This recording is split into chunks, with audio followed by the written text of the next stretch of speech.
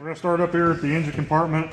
We're gonna go on about for your PTO gearbox, this dipstick. Remember, when you check these, you got to pull them out, let them breathe a little bit, close, 30 seconds to a minute for sure. You go back in, you dip them, and then you can check your oil levels. Otherwise, if you don't give it time to come up that tube to get on that dipstick, it'll always show low. You'll overfill it. Double checking. I mean, your engine dipstick, the rotor gearbox, and then one thing we can't stress enough is checking this fan area for any kind of critters. We have a lot of raccoons get in there, do a lot of damage. Don't skip that part. We have way too many, and we're talking thousands of dollars for you and downtime for you.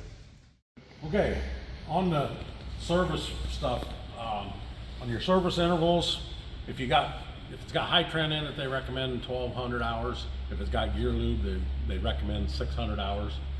And then of course, when you're doing filters on these, you're changing.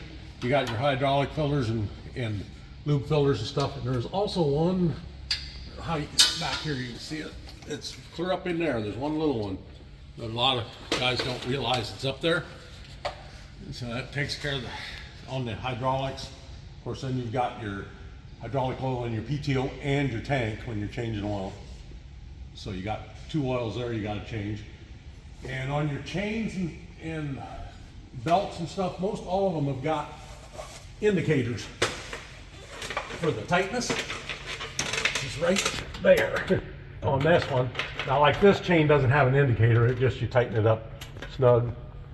But most all your chains and belts all the way around the combine has got, unless it's just a spring tensioner like this one, it's got indicators.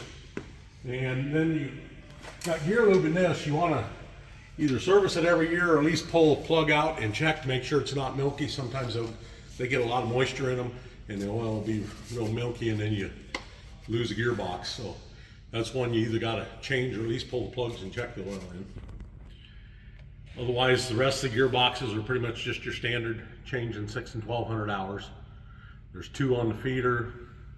You got your gearboxes up there for the bubble up auger. You can check your oil in, and then your hydraulics here. On this one, we're going to look at our wheels. So big thing here is, depending on which machine you're running, no matter what machine we're running, I should say, we got to keep making sure our bolts are all in there good. Look at your final drives here. It gives you the torque spec for machines. As we've progressed through different machines, there's been different torques. One main thing we don't want to do is put any lubrication on these threads. So blow them out with air, keep them clean, get them clean. Do not put brake cleaner, lubricant, or nothing on the threads of these bolts or even the studs and nuts that you got on certain machines. If we're running into trouble and we're seeing that these are breaking certain areas, we know there's an issue someplace. There's a good chance you're gonna have a cracked rim. This one just doesn't have the outside dual on it, but when you get all these on there, you can see a lot of times if we have a hairline crack, you can usually see it start forming. If we don't get those addressed early enough, we run into wheel trouble, braking stuff, this wheel comes off, goes up, we could have a lot of trouble. So very important, checking your wheel bolts, making sure they're properly torqued, and keeping an eye on those rims for cracks.